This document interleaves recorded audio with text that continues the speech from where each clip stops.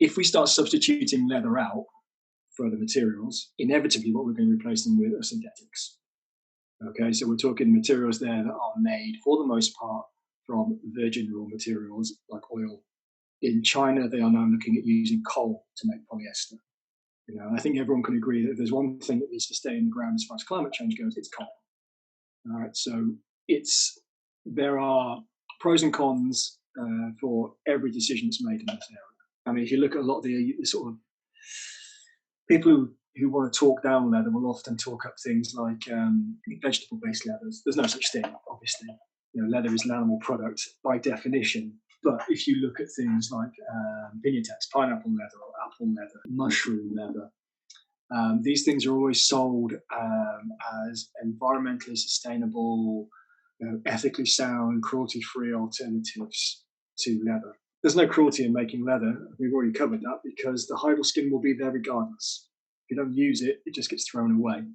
But coming back to the synthetic, these alternatives, their environmental credentials are questionable. If you look at apple leather, for instance, it's 50% polyurethane. It's apple waste held together with plastic. And while, valorizing a waste product and turning it into something else has got to be supported, you can't pretend that anything that's 50% plastic is an environmentally sound choice.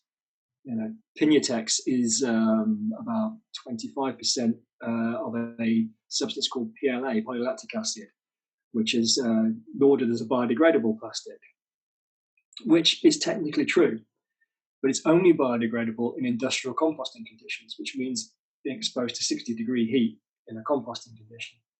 The chances of your shoes or your handbag or whatever making Pinatex ending up in an industrial composter are really quite small, particularly given that with textiles and accessories at the moment, there are no controlled routes for disposal. There's no sorting or direction of these wastes. They just go into bins and they go into holes in the ground. And again, great idea to take pineapple leaves and make a product. I wouldn't argue with that at all. It's the kind of thing that should be happening.